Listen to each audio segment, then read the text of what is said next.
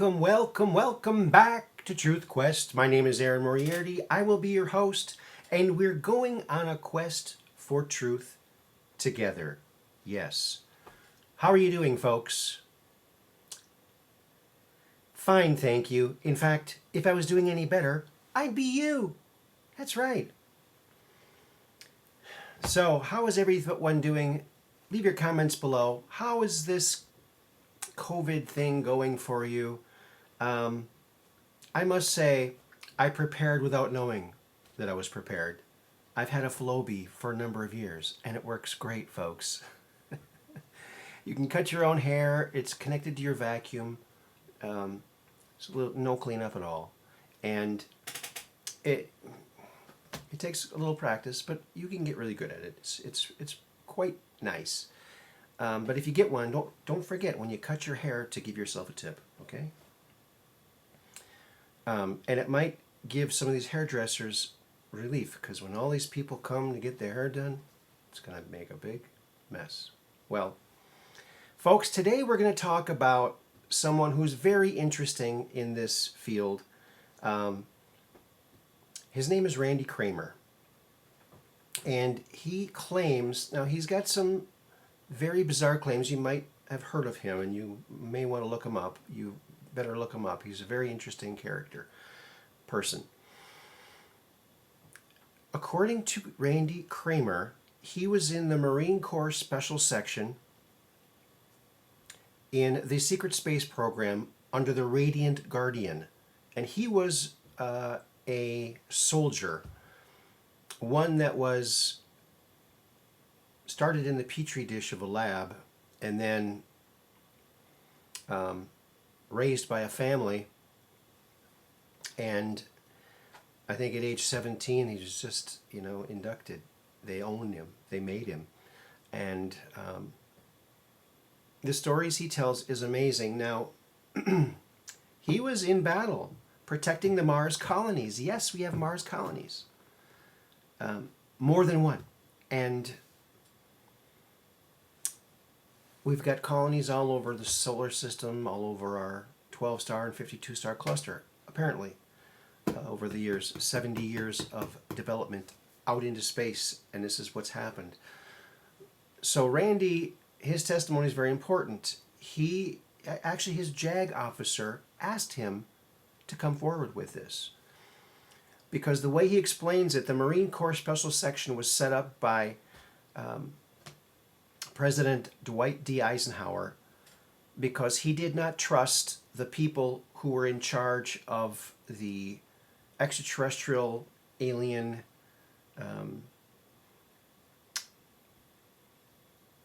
information, being the Majestic 12, which was appointed by Truman.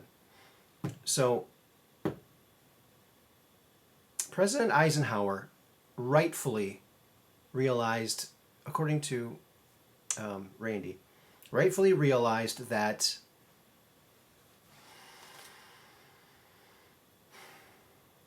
there's got to be some constitutionality. So he set the Marine Corps Special Section to go out into space and to keep an eye on what's going on. And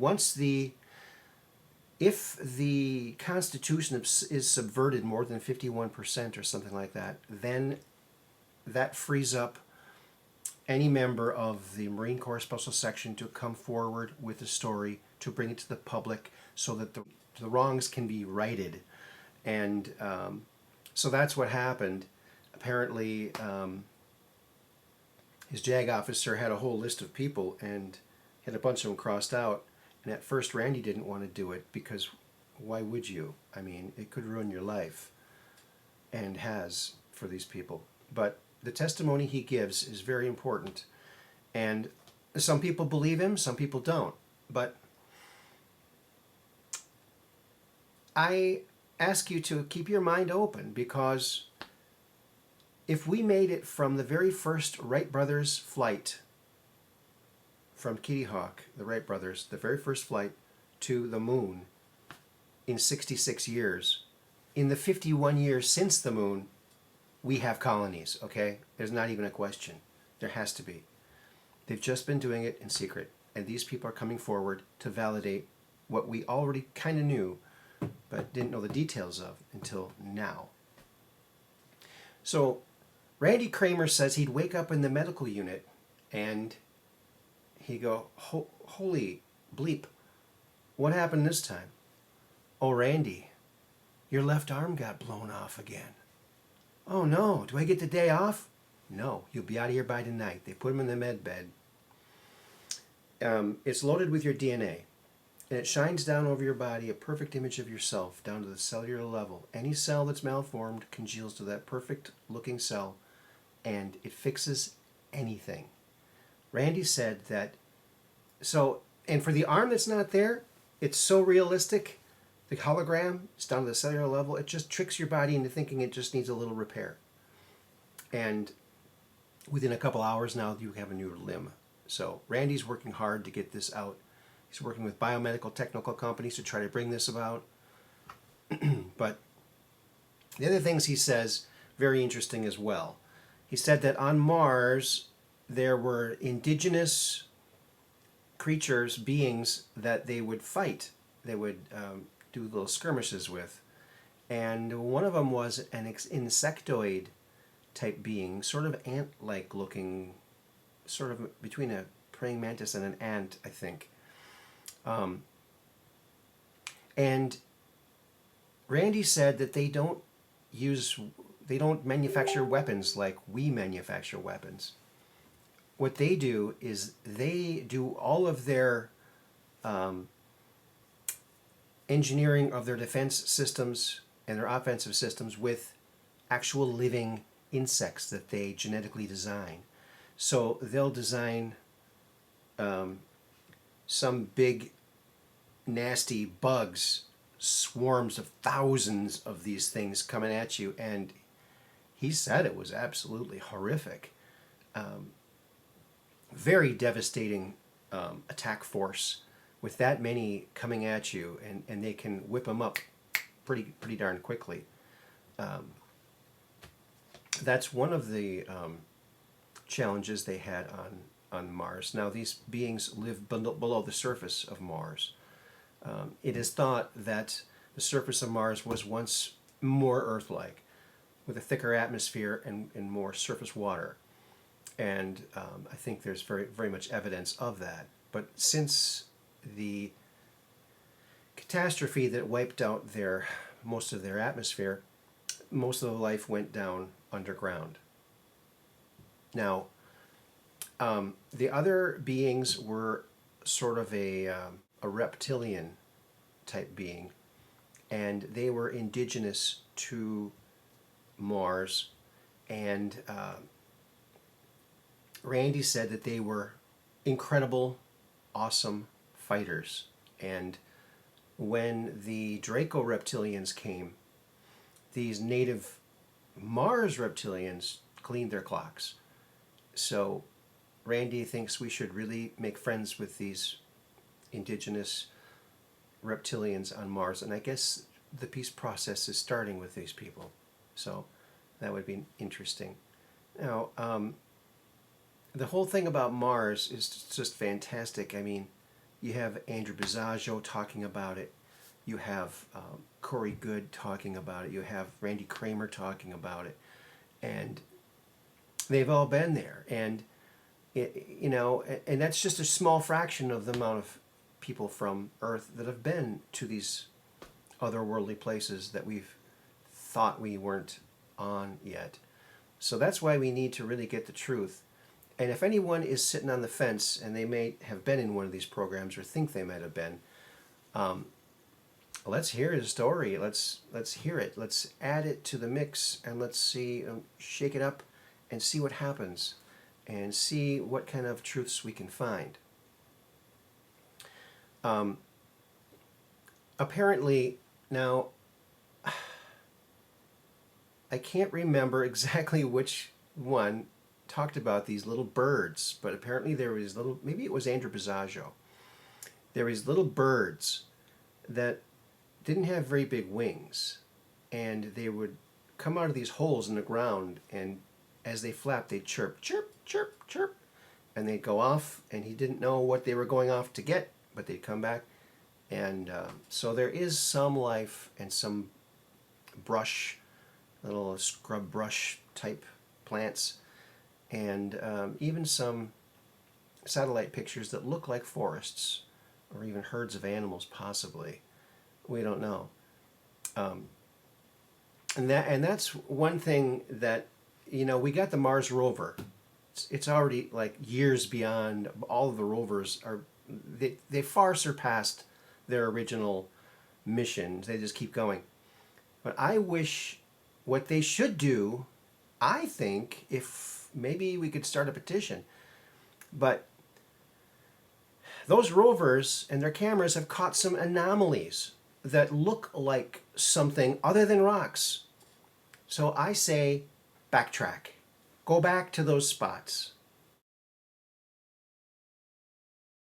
and film it from other angles and solve the mystery. Okay, it's just a rock, the shadows. Or no, I guess it's not there anymore. It must have been something, right? I mean, why aren't they doing this? I mean, if I was on that team, I'd say, you know what? Let's prove these conspiracy theorists wrong, and let's go back and see these things and, find out what they really are. I challenge them to do that, because that would be fantastic. If they were really interested in solving mysteries, that's what they would do. But obviously they're not. And they're not interested in telling the people what they've accomplished. They want to hoard that to themselves for whatever greedy reasons, But I say, the cat's out of the bag. We know about it. So it's all coming out. So what can you say? Space Force is bringing it out. All these whistleblowers are bringing the truth.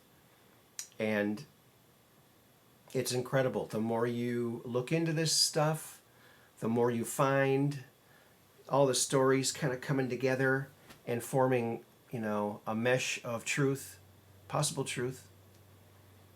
When you're in these top secret programs, you can't bring anything with you.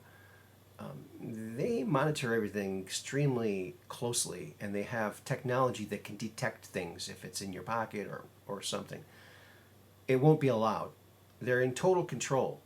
And when they're sending you back, you're incapacitated when you're being age regressed, so you're not in control of much.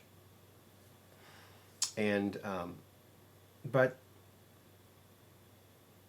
so Andrew Bisaggio, Randy Kramer, Corey Goode, Brett Stillings, Bernie Mendez, all have been on Mars. I mean, that's just the ones we know about. Apparently there's these bases. Now, according to Corey Goode, some of these colonists on these slave factory, horrible condition slave labor camps on Mars making this stuff for the industry, for the space industry, they've told these people that there's no more life on Earth, that something happened to Earth and life can no longer be there. It's dead. And so this Mars colony, or these Mars colonies, are the last hope for humankind. And so they don't even have hope of coming back to Earth. And it's been so many generations for a lot of them, they've adapted to a different environment, and I don't think they could even come back. They might have to, I don't know. It depends on if they have some kind of gravity simulation there or not. Now, Randy said that they did have that for the base, but for the colonists, I don't know. We don't know. Not much is known about the colonies. Randy wasn't even allowed to go into the colony. Corey went in like once or twice, but it was just to repair something, and he was told not to make any eye contact with anybody. And he said people looked emaciated, they looked depressed, and like The Walking Dead. And he said they tried. There was one area where they had pictures up. They're trying to bring up their spirits a little bit by having them do art, but it was very minimal and very, very tragic. And so, we've all felt something was wrong all of our lives. And it's these Satanists who are in control of most of the things on the planet and off planet. So once we get it all cleaned up, both on the planet and off planet, it's going to be a glorious time, friends. We're going to be living in the Jetsons era, where we're supposed to be, where we should be, where we all feel that we should be.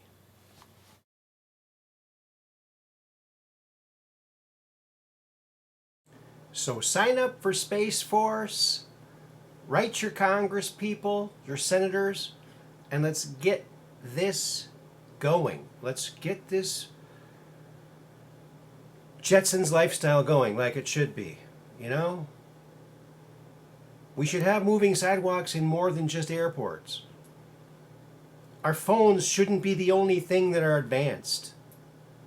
Everything should be advanced. Washing machines should use very little water, or maybe no water. Things need to be upgraded. We need to get out of the 70s and move into a new era.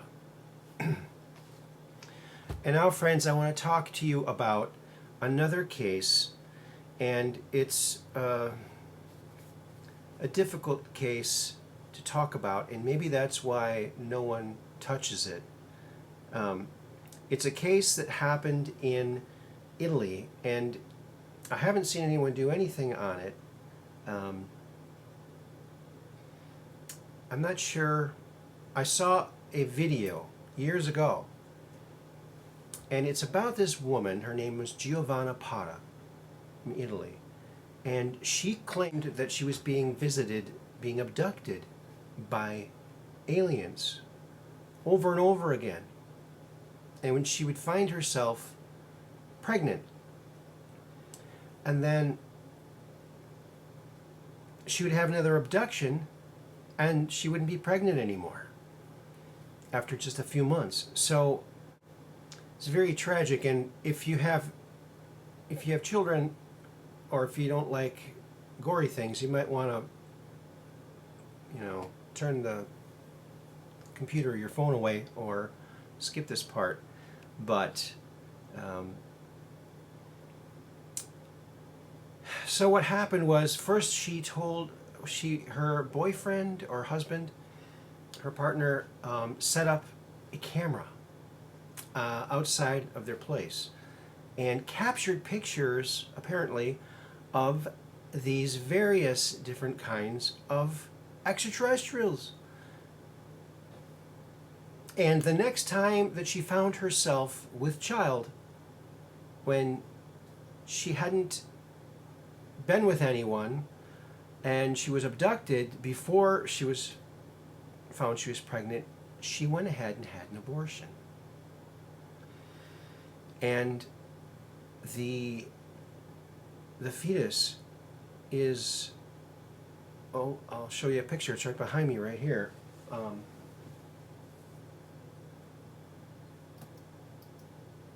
There. And I'll show these pictures on the screen as well, but this looks like a typical gray. This looks like a hybrid human, and this looks like some kind of amphibious reptilian or amphibian type being. Never seen anything like that before. This is a picture of one of the craft she took a picture of after one of her abductions. This is a picture of one of the beings walking and was glowing. It left handprints that glowed. And they did a study on the material that was glowing. And it was something that you'd need a particle accelerator to make. And she didn't have access to that. And this, you can't see it very well. I'll post it on there. It's a little picture of the hand of the fetus with 3 fingers.